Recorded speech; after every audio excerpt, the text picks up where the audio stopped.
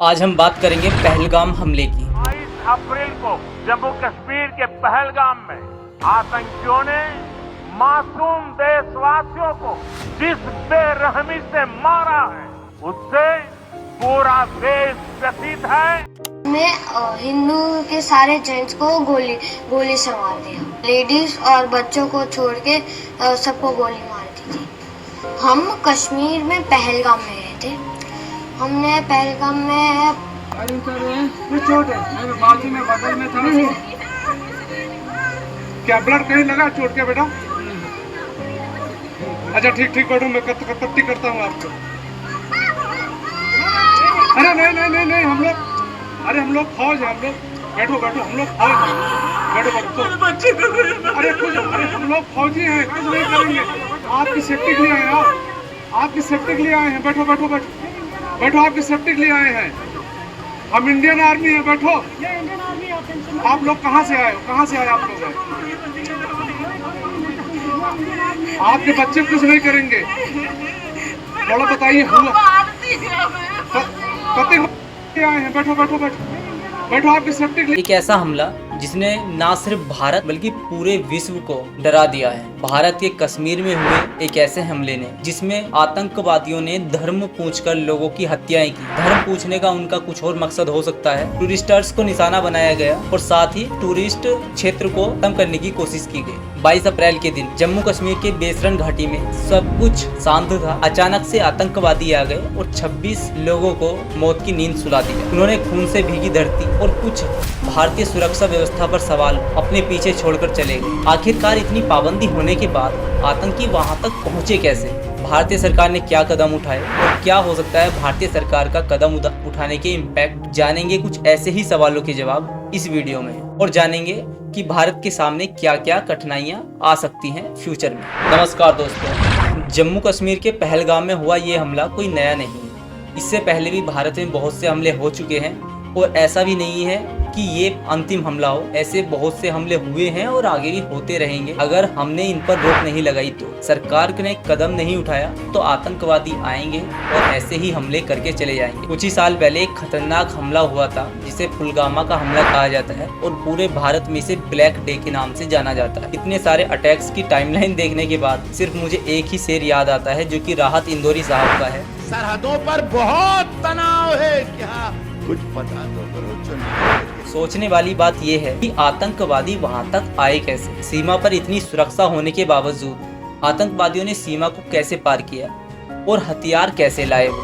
क्योंकि बाहर से अगर हथियार लाते तो पकड़े जाते, अगर भारत के अंदर ही हथियार उनको मिल रहे थे तो कौन दे रहा था? इन सब के बारे में आगे हम बात करेंगे वीडियो में। पर इसके तरह ही सवाल पुलवामा हमले में भी पूछे गए थे और पुलवामा के हमले के सवाल दबा दिए गए। वैसे लश्कर-ए-तैयब ने एक आतंकवादी संगठन है, इसने इस हमले की जिम्मेदारी ली है और बोला है कि ये हमला हमने कराया है। साथ ही भारत सरकार ने पाकिस्तान के खिलाफ काफ़ी नियम बनाए हैं, जैसे कि सिंधु नदी समझौता रद्द कर दिया गया है। अब सिंधु नदी से पानी पाकिस्तान नहीं जाएगा, जो कि पानी का बंटवारा हमारे और पाकिस्तान के बीच हुआ था। 80% पाकिस्तान को देते थे और 20% हम यूज करते थे, बट अब ऐसा नहीं है। हम पाकिस्तान का पानी रोक लेंगे। इन सब के बारे में हम आगे जानेंगे। फिलहाल सबसे इम्पोर्टेंट सवाल यही है कि आतंकवादी होते कौन है? तो आतंकवादियों को कोई धर्म नहीं होता, ना ही कोई जाति होती है। ये सिर्फ अपने आर्थिक और राजनीतिक मंसूबे लेकर आते हैं और किसी भी देश में हमले करते हैं नागरिकों पर। इनको नागरिकों से ज़्यादा इम्पोर्टेंट होते हैं अपने आर्थिक और राजनीतिक फैसले, और जो राजनीतिक और आर्थिक फैसले होते हैं उनके लिए ये कुछ भी कर देते हैं। कितने ही लोगों की हत्या कर देते हैं और खुद जिम्मेदारी ले लेते हैं ताकि पूरे विश्व में फेमस हो जाएं और फेमस होने के बाद उस सरकार से या दूसरे देश से या फिर एक इंटरनेशनल संगठन से, ऑर्गेनाइजेशन से पैसे वसूल सकें। तो ये था आतंकवादी।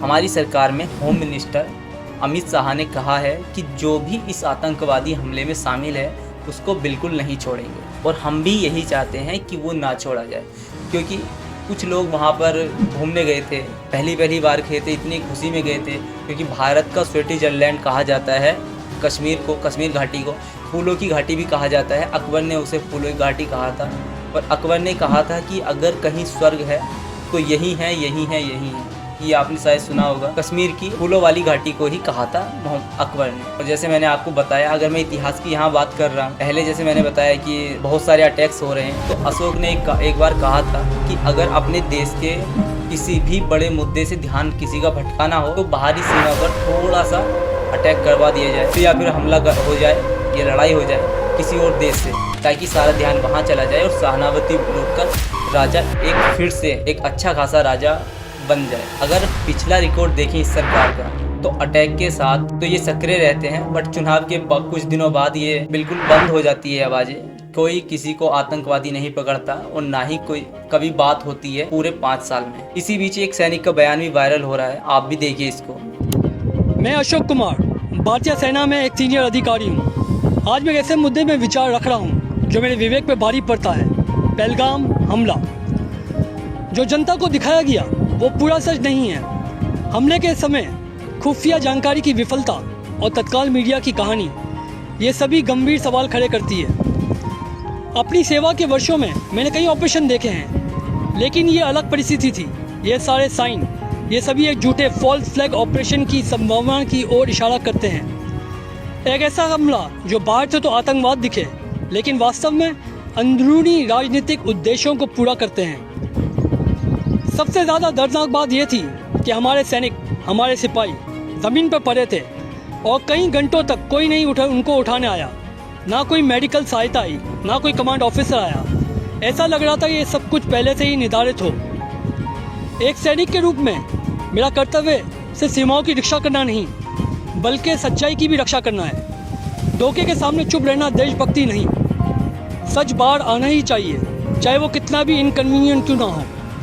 तो दोस्तों, ये वीडियो सवाल खड़ा करता है कि कोई देशद्रोही है जो आतंकवादियों की हेल्प कर रहा है उनकी आतंकवादी मंसूबों को पूरा करने के लिए। आखिर कौन है ये देशद्रोही? मैं बहुत स्पष्ट शब्दों में कहना चाहता हूँ, जिन्होंने ये हमला किया है, उन आतंकियों को और इस हमले की साजिश रचने वालों को उनकी कल्पना से भी बड़ी सजा मिल करके रहेगी। हमारे प्रधानमंत्री भी इसको स्वीकार करते हैं कि कोई अंदर का ही व्यक्ति है जो कि आतंकवादी मंसूबों को फैलाने के लिए आतंकवाद का बढ़ावा दे रहा है। आतंकवादियों ने धर्म पूछकर हमारे लोगों को मारा है। अब हमारी बारी है उनको दिखा देने की कि भारत का सिर्फ एक धर्म है, भारतीय। भारत ने सिंधु जल समझौते को निरस्त कर दिया है, जिसका पाकिस्तान के पर्यावरण और अर्थव्यवस्था पर बहुत ही गहरा इम्पैक्ट पड़ेगा और हो सकता है पाकिस्तान में भूखमरी की स्थिति आ जाए। जब पानी नहीं मिलेगा तो फसल भी नहीं उगाई जाएगी पाकिस्तान के अंदर। पर क्या हम सिंधु नदी का पानी रोक सकते हैं?